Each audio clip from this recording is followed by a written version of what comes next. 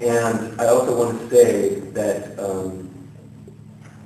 because part of the title of this evening's event is civil conversation about constitutional convention and constitutional matters in the United States, it is about being civil, and it's an important word I'd like everyone to consider carefully. We should be civil here. There will be no decisions made tonight that will directly affect our lives, and we all have lots of different viewpoints in this room. And tolerance for differences is a fundamental aspect of civility. Being civil doesn't mean you can't be harsh, but you can't cross the line into mean, because in the famous words of that bumper sticker, mean people, well, they just aren't civil. So for those of you, and this includes the press and media, who are going to ask hard questions or make comments that might come close to that line, please reconsider and find a word that's, well, more civil. I'm going to, we're going to follow the presentations in this order.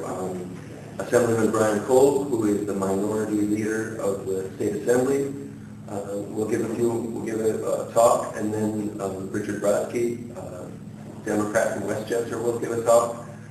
K.T. Tobin-Plusser, who is the Assistant Director of the Research Institute, of which Jerry Benjamin is the head, and many of you know, maybe everyone knows, that Jerry is an outspoken proponent of holding a constitutional convention this year. And then I'll give some remarks as well.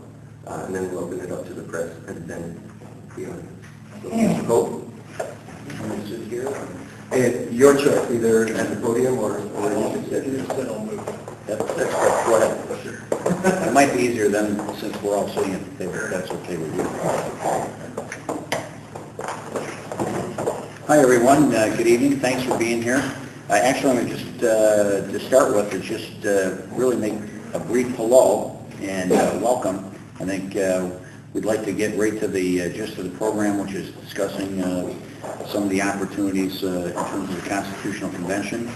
I think that the whole premise that we're here, not only tonight, but we've been talking about this on a statewide basis, is an opportunity to improve state government. This is not about partisan politics.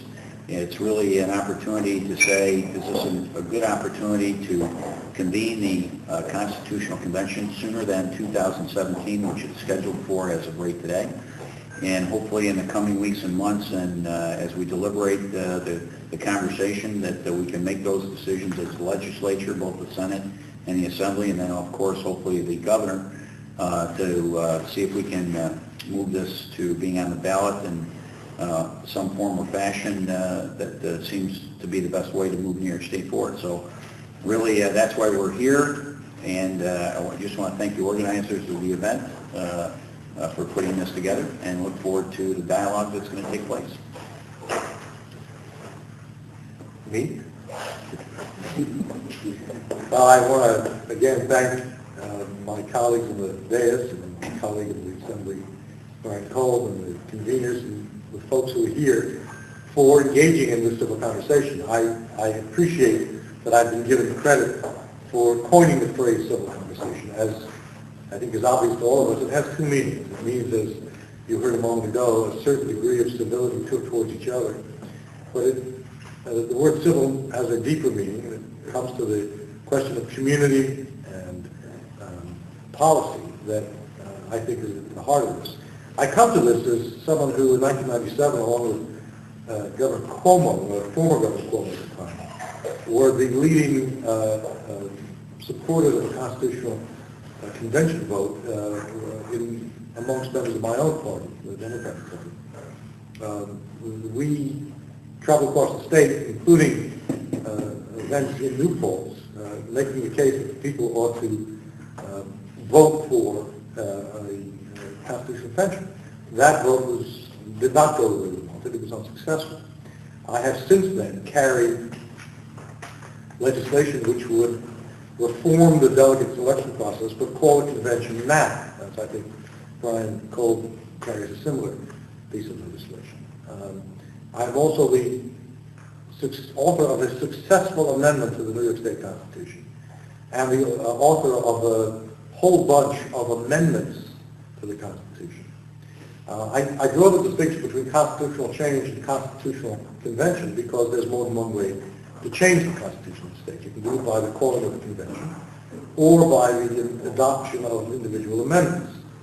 And I come to it this year as the conservative on this panel because I think it is important to conserve the document that governs our state.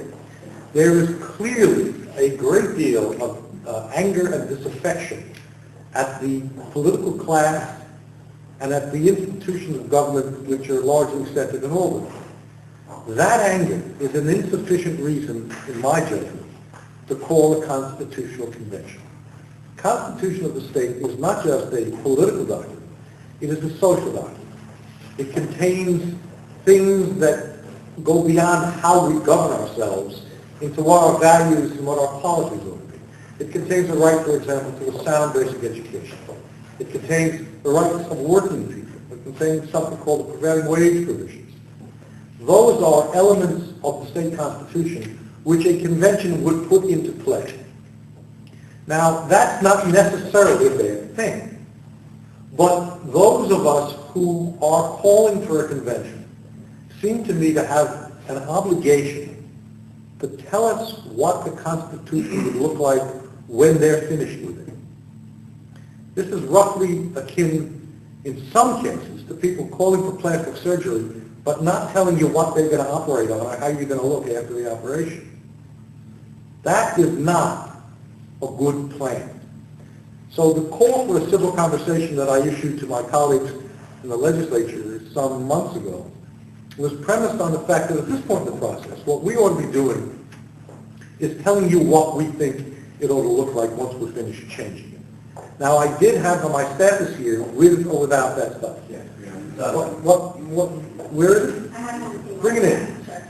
What it is a list of every constitutional amendment that any member of the legislature has proposed, a list of amendments that I've proposed.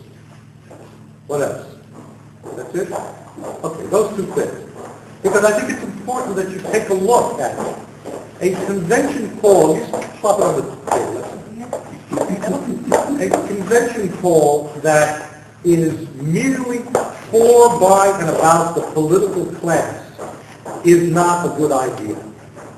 A convention which will deal with, or constitutional change that will deal with tax policy, education policy, health care, the things that matter in the daily lives of New Yorkers, that's the reason to move forward with change. And I'll conclude by saying I have some experience at successful reform efforts. You may or may not be aware that the legislature, the governor, in the last month concluded a legislative process which fundamentally reformed the authority system of the city, which I have committee jurisdiction over in my role as a member of the Assembly. We have fundamentally changed that system. And we did so on a bipartisan, two-house basis with a lot of thinking and a lot of ideas. It is the most fundamental and far-reaching reform of state government in decades. But it was done because we managed to debate this in terms of what mattered in the lives of people. If you rode the subways in New York City, if you took the thruway in upstate and central New York, if you used electricity, if you used healthcare systems, you understood that the authority system needed reform. That is what we focused on. That is what the conversation was about. That is why the political will for change was manifested. And the leadership that was provided was about things that mattered in the daily lives of citizens. I conclude with what I started. A convention by, for, and about the political class, anger at the political class, is not the way the state ought to go in my judgment. A civil conversation about the things that matter in the lives of citizens every day that connect to the way people live is what we should be doing. And I'm glad to be a small part of that tonight. Thank you, Pete.